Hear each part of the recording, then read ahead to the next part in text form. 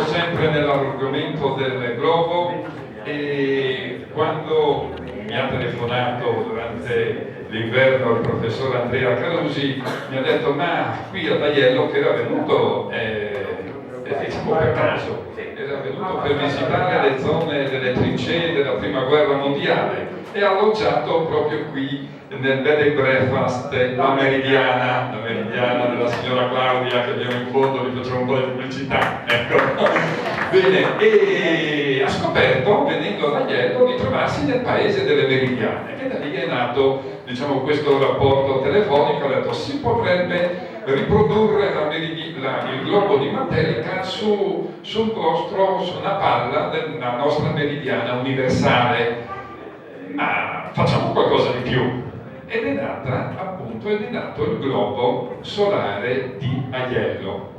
Chi lo ha costruito? Due persone veramente brave che io qui invito, Orlando Zorzenon e Samuel Buset. Venite qua, un applauso a loro due.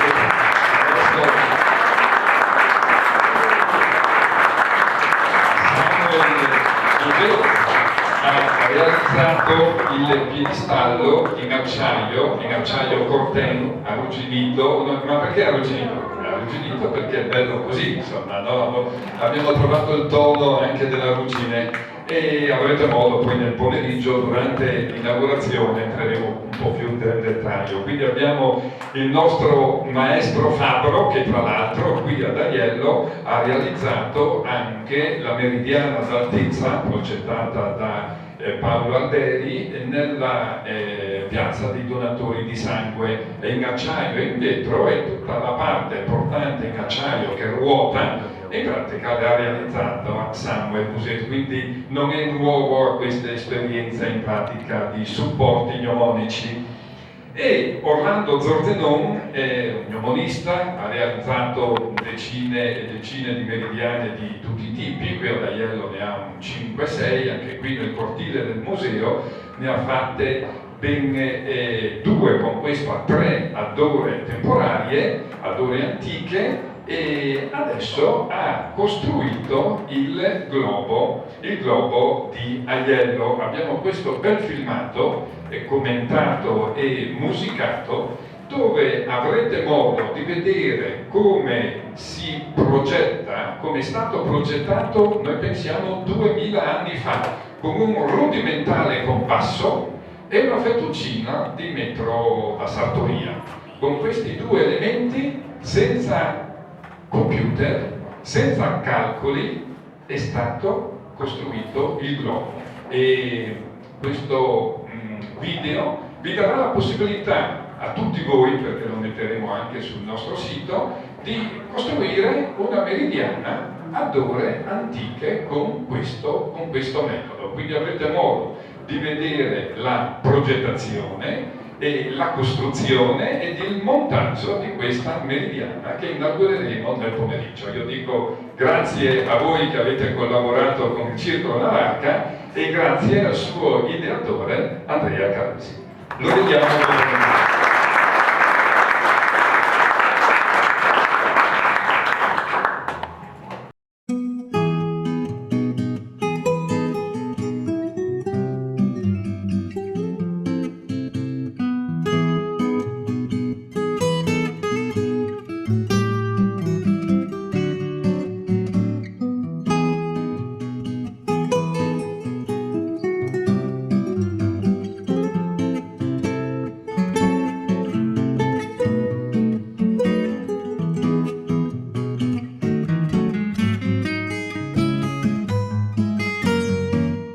Troviamo ad Aiello del Friuli, piccolo paese della Bassa Friulana, dove negli ultimi 20 anni, lungo le vie e borgate del paese, sono state costruite dal Circolo Culturale Navarca, presieduto dal suo storico presidente Aurelio Pantanali, oltre 100 meridiane, guadagnandosi così l'appellativo di Paese delle Meridiane. Nel contesto della 16ª festa delle Meridiane è stato costruito nel cortile delle Meridiane del Museo della Civiltà Contadina del Friuli Imperiale un originale orologio solare chiamato Globo di Aiello ed ispirato ad un antico globo di 2000 anni fa che è stato rinvenuto a Matelica, cittadina delle Marche della provincia di Macerata, durante la ristrutturazione di un antico palazzo.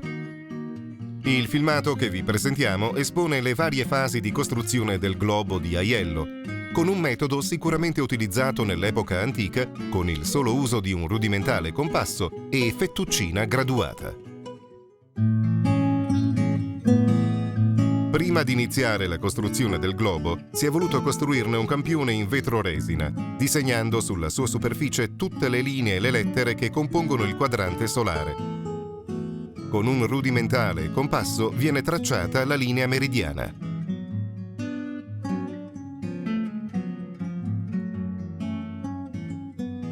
Si riprende con pennarello la circonferenza della linea dell'orizzonte.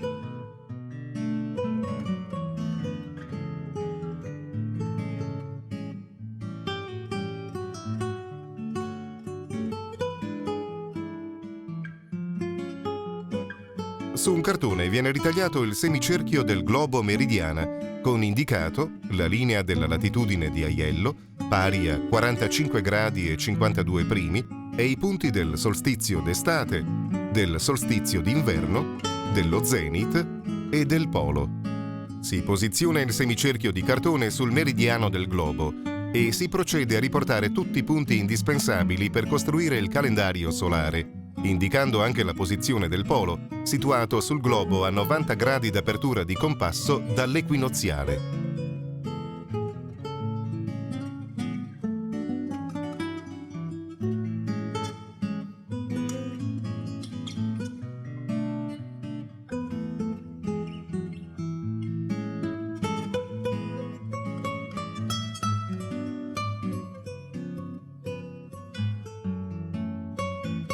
Con il compasso si procede a segnare i 3 cerchi del calendario solare esposto a nord, a partire da quello esterno dei solstizi.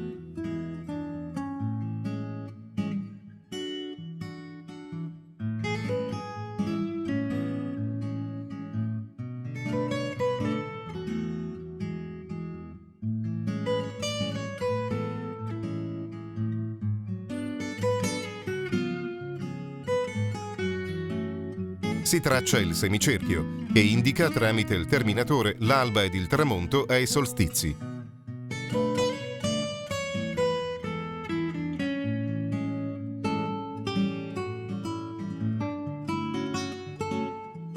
Puntando il compasso sul meridiano nel punto dell'equinozio del calendario solare, con apertura sempre a 90 gradi, si tracciano sul lato sud del globo le linee provvisorie del calendario.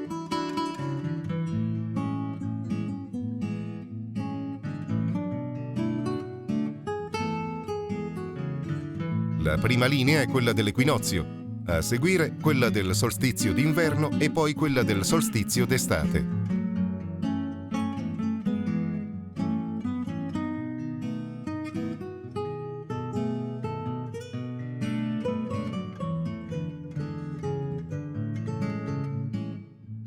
Le linee dei solstizi e dell'equinozio che compongono il calendario solare vengono suddivise in 12 parti uguali, pari al numero delle ore temporarie che suddividono la giornata diurna.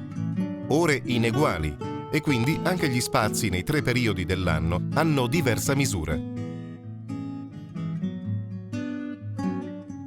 Puntando il compasso su ogni singola suddivisione oraria, lungo le linee del calendario si individuano e si segnano i punti delle ore temporarie della meridiana.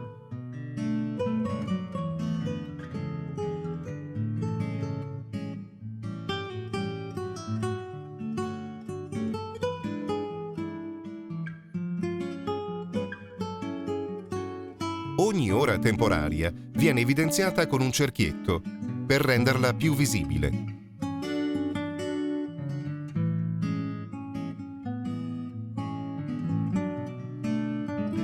Si scrivono per maggiore chiarezza anche le ore in lettere romane.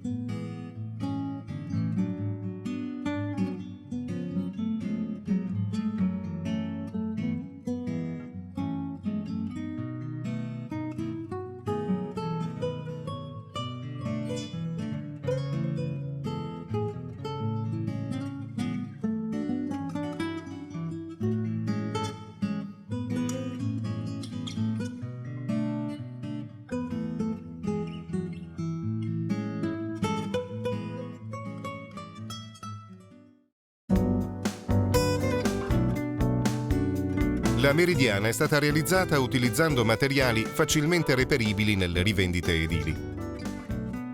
Sulla sfera in vetroresina sono visibili le ore e la linea dell'orizzonte. Viene tracciata la linea meridiana del globo solare.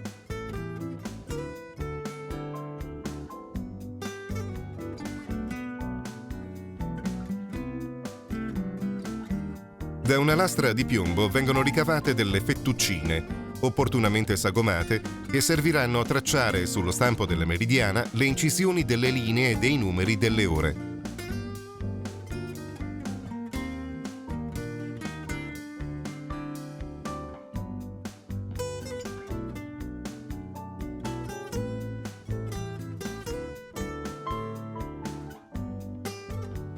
Ogni listello di piombo viene tagliato e preparato a misura per essere poi modellato in funzione del suo utilizzo.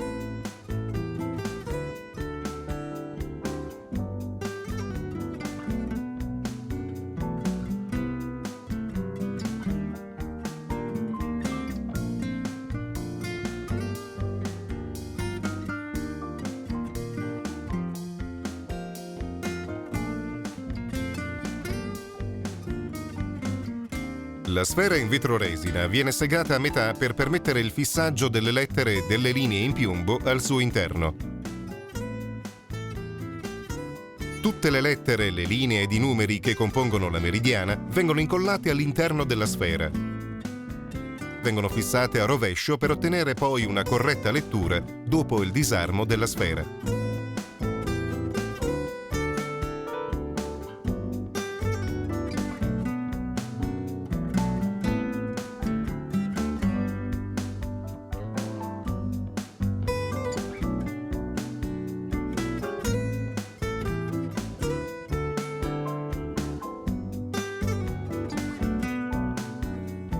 La sfera viene di nuovo richiusa e nastrata per evitare la fuoriuscita dell'impasto di cemento che si andrà a colare al suo interno.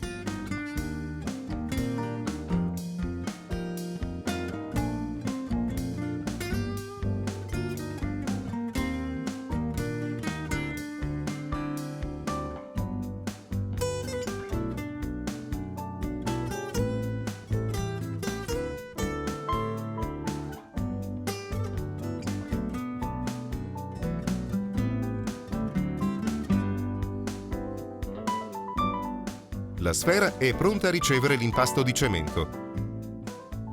Viene preparato l'impasto con graniglie bianche di Carrara e cemento bianco, il tutto miscelato con acqua.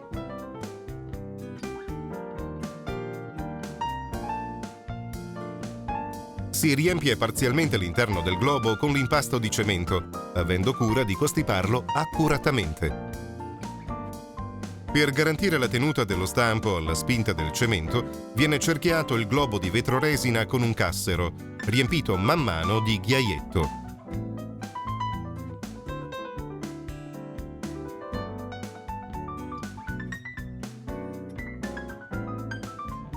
Viene completato il riempimento della sfera di calcestruzzo e nel contempo annegata anche la piastra d'acciaio di collegamento al pilastro di sostegno della meridiana.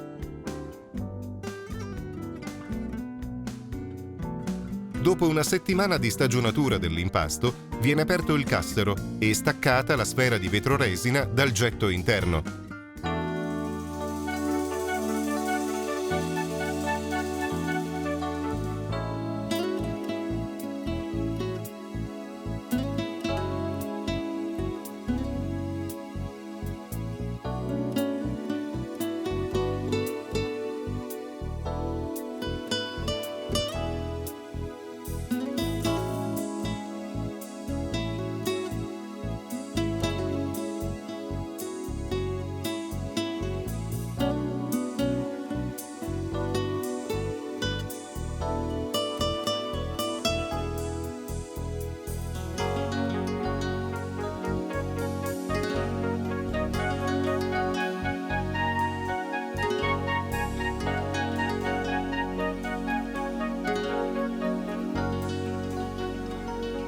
Il globo meridiana si presenta così, in tutta la sua bellezza.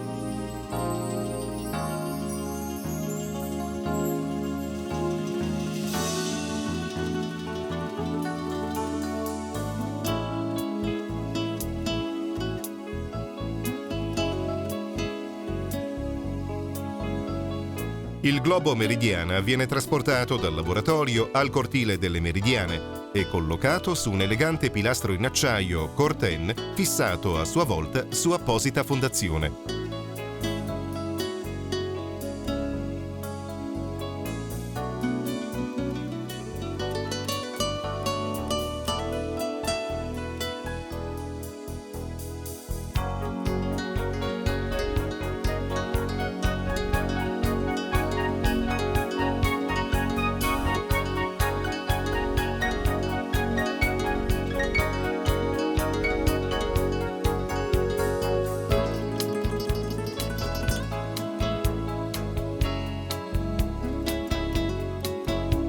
Vengono forati i punti che indicano le ore temporarie, sui quali saranno collocati, per migliore visibilità delle ore, dei cappucci in acciaio.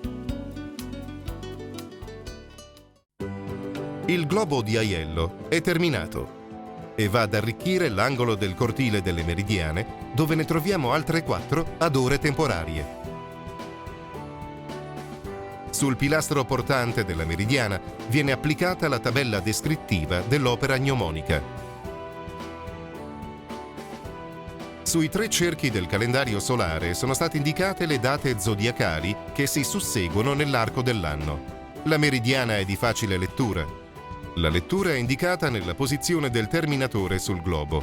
Il terminatore non è nient'altro che l'arco di linea che separa la parte illuminata del globo da quella in ombra. Le successive immagini ci indicano la posizione del terminatore sul calendario solare, all'alba, al mezzodì ed al tramonto, al solstizio d'inverno, agli equinozi, al solstizio d'estate. Vengono simulate le ore temporarie, dal mezzogiorno ora sesta al tramonto ora 12ª.